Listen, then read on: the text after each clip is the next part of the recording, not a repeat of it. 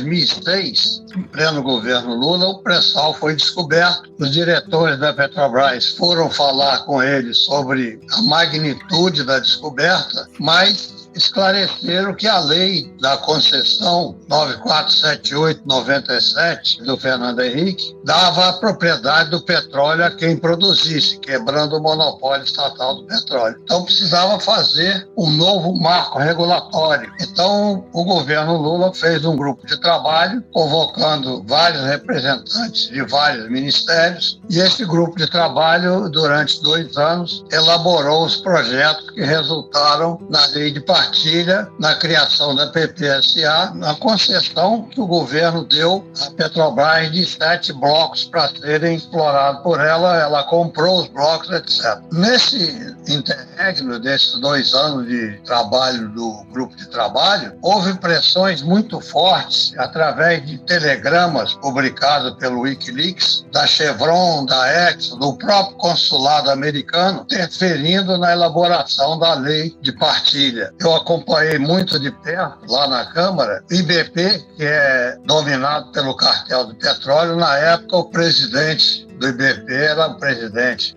da empresa Repsol, ex-estatal espanhola adquirida pelo grupo Rothschild, que era sócio do cartel do petróleo. Esse Instituto Brasileiro de Petróleo apresentou uma emenda que dizia que o royalty pago será ressarcido em petróleo. Saiu assim no relatório da Câmara para o Senado. Com a ajuda do deputado Ibsen Pinheiro, eu fui falar com o senador Pedro Simon, e o Simon fez um discurso bravo lá no plenário do Senado, e o relator Romero Jucá prometeu retirar essa emenda. Realmente retirou, mas no seu relatório final ele a recolocou em 4 artigos: artigo 2º, 10º, 15º e 29º, de forma que, para a gente retirar essa emenda, precisava 4 partidos, um para cada artigo. E aí o Ibsen Pinheiro sugeriu que o Pedro Simon fizesse uma emenda no projeto de lei de royalties, que acabou se tornando a lei 12734, e nessa emenda do Simon que passou, está dizendo assim: o royalty é uma indenização pelo uso de um bem do país, não podendo ser considerado nas despesas de produção e muito menos ser ressarcido em qualquer hipótese. Ou seja, quando a lei de partilha foi criada, ela instituiu o óleo-lucro, que é o óleo produzido abatido das despesas de produção. Então, esse óleo-lucro não pode ser abatido dos royalties, porque o royalties é a indenização. Mas a gente suspeita de que a ANP não está cumprindo essa lei 12734, que anula o absurdo inserido na lei de partilha de devolução do royalties, porque se você consultar a Pré-Sal Petróleo, que é a empresa que comercializa o petróleo da União, o óleo-lucro de 2022 e 2023 é um montante de 2% do petróleo produzido. Para você sentir o absurdo que é isso, os países exportadores ficam com 80% do petróleo produzido nos seus países.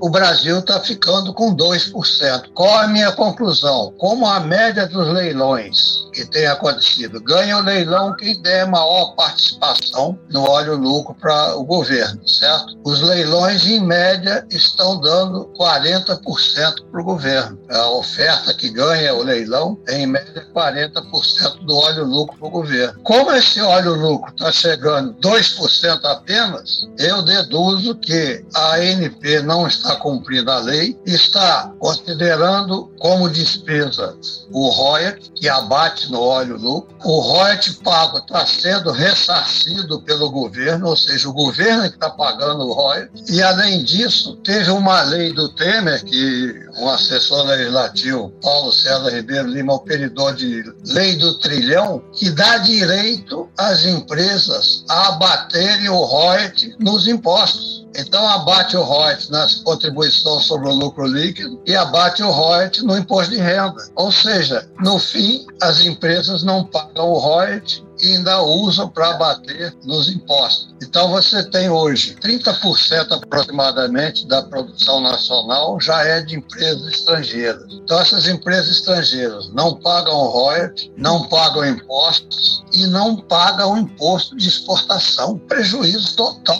para o povo brasileiro, né? O pré-sal deveria ser o nosso passaporte para o futuro, mas responsável hoje por 80% da produção nacional está tendo esse absurdo de dedução dos royalties 3 vezes seguida em favor dos produtores. Então esse é um escândalo que eu estou fazendo uma carta para o Ministério Público e para o TCU para investigarem os contratos da ANP que a gente não tem acesso.